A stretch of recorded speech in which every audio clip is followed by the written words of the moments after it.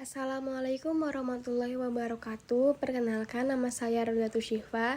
Di sini saya ingin menyampaikan materi tentang SKPD dan PPKD. SKPD merupakan sistem akuntansi yang diterapkan pada entitas akuntansi. PPKD merupakan sistem akuntansi yang diterapkan pada bendahara umum daerah. Yang pertama adalah laporan realisasi anggaran atau basis kas.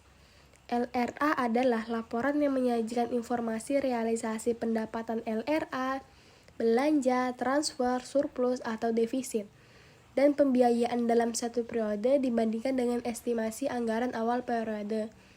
Yang kedua adalah laporan operasional atau basis akrual.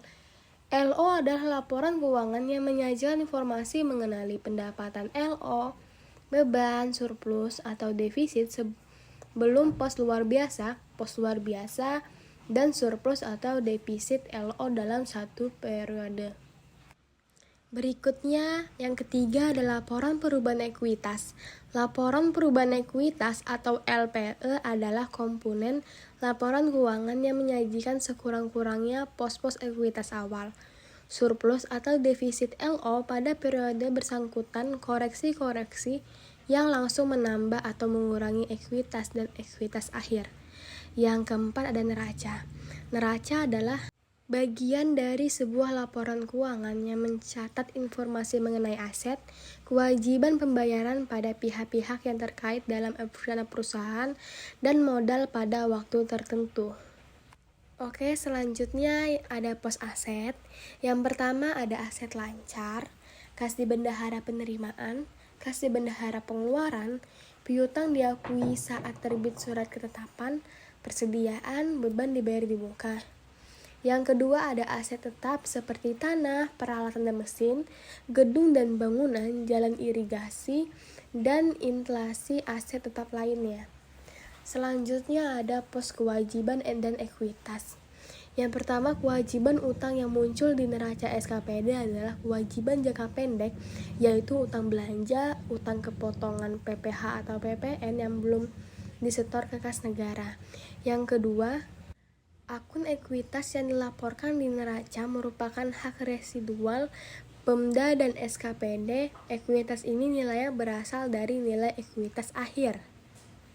Selanjutnya, contoh format LRA. Perbedaan dengan LRA SKPD adalah adanya tambahan pendapatan transfer dan berbagai macam tambahan belanja serta transfer ke desa. Sedangkan contoh format LO perbedaan dengan LRA tidak adanya bagian realisasi, namun hanya diberitahukan beberapa saja kenaikan atau keturunannya. Baik, ini contoh format LRA. Perbedaan dengan LRA SKPD adalah adanya tambahan pendapatan transfer dan berbagai macam tambahan belanja serta transfer ke desa. Selanjutnya ada contoh format LO. Perbedaan dengan LRA adalah tidak adanya bagian realisasi, namun hanya diberitahukan beberapa kenaikan atau penurunannya saja. Oke, selanjutnya ada neraca PPKD.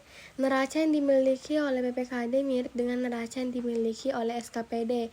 Perbedaannya adalah adanya tambahan-tambahan akun seperti akun investasi jangka panjang, utang jangka panjang, dan akun dana cadangan. Selain itu, akun kas di bendahara pengeluaran dan kas di bendahara penerimaan yang sebelumnya ada di SKPD diganti oleh akun kas di kas daerah. Selanjutnya ada laporan perubahan saldo anggaran lebih. LPSAL adalah laporan yang menyajikan informasi kenaikan dan penurunan SAL tahun pelaporan yang terdiri dari SAL awal, SILPA atau SIKPA, koreksi, dan SAL akhir. Selanjutnya ada laporan arus kas. LAK adalah laporan yang menyajikan informasi mengenai sumber, penggunaan, perubahan kas, dan setara kas selama satu periode akuntansi, dan saldo kas, dan setara kas pada tanggal pelaporan. Selanjutnya ada LAK PPKD. LAK PPKD memiliki struktur yang mirip dengan LAK pada akuntansi komersial biasa. LAK PPKD akan menyajikan informasi kas sehubungan dengan aktivitas operasi investasi, pendanaan, dan transitoris. Aktivitas transitoris adalah aktivitas di manakah yang diterima atau dikeluarkan sebenarnya bukan milik pemerintah daerah maupun milik pihak ketiga. CLK menyajikan informasi tentang penjelasan atau daftar terinci atau analis atas nilai suatu pos yang disajikan dalam laporan realisasi anggaran dan neraca. Termasuk pula dalam CLK adalah penyajian informasi yang diharuskan dan dianjurkan oleh standar akuntansi pemerintah, serta pengungkapan lainnya yang diperlukan untuk menyajikan yang wajar di atas laporan keuangan. Bagian yang pertama adalah tujuan, kemudian lingkungan akuntansi pemerintahan, yang ketiga pengguna laporan keuangan di akuntansi pemerintahan, yang keempat adalah entitas akuntansi dan entitas pelaporan. Kerangka konseptual akuntansi pemerintahan adalah konsep dasar penyusunan dan pengembangan standar akuntansi pemerintahan dan merupakan acuan bagi komite standar akuntansi pemerintahan menyusun laporan keuangan, pemeriksa dan pengguna laporan keuangan dalam mencari pemecahan atas suatu masalah yang belum diatur dalam pernyataan standar akuntansi di pemerintahan. Adapun tujuannya adalah sebagai acuan bagi penyusun standar dalam melaksanakan tugasnya, sebagai acuan bagi menyusun laporan keuangan dalam menanggulangi masalah akuntansi yang belum diatur dalam standar, sebagai acuan bagi pemeriksa dan memberikan pendapat mengenal apakah laporan keuangan disusun sesuai dengan standar, sebagai acuan bagi para pengguna laporan keuangan dalam menafsirkan informasi yang disajikan pada laporan keuangan yang disusun sesuai dengan standarnya.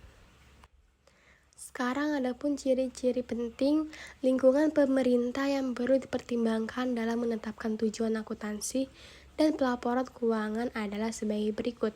Yang pertama, ciri utama struktur pemerintahan dan pelayanan yang diberikan, bentuk pemerintahan dan pemisahan kekuasaan, sistem pemerintah otonomi, dan transfer pendapatan antar pemerintah, pengaruh, proses politik, hubungan antar pembayaran pajak dan pelayanan pemerintah.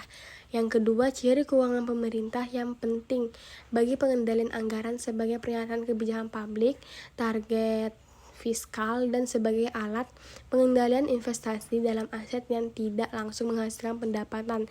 Kemungkinan pengguna akuntansi dana untuk tujuan pengendalian dan penyusutan nilai aset sebagai sumber daya ekonomi karena digunakan dalam kegiatan operasional pemerintahan. Selanjutnya kita bahas pengguna laporan keuangan. Terdapat beberapa kelompok utama pengguna laporan keuangan pemerintah, namun tidak terbatas pada masyarakat, wakil rakyat, lembaga pengawas, dan lembaga pemeriksa. Pihak yang memberi atau berperan dalam proses donasi, investasi, dan pinjaman, dan pemerintah.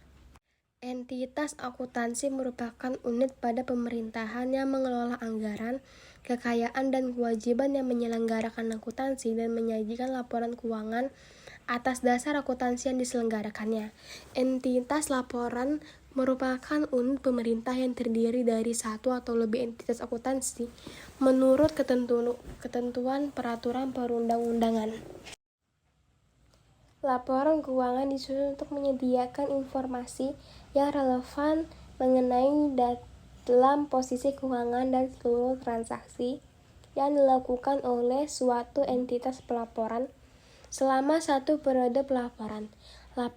Laporan keuangan terutama digunakan untuk mengetahui nilai sumber daya ekonomi yang dimanfaatkan untuk melaksanakan kegiatan operasional pemerintahan, nilai kondisi keuangan, mengevaluasi efektivitas dan efisiensi suatu entitas pelaporan, dan membantu menentukan ketaatannya terhadap peraturan perundang-undangan.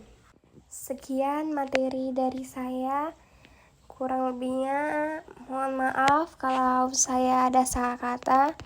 Terima kasih. Wassalamualaikum warahmatullahi wabarakatuh.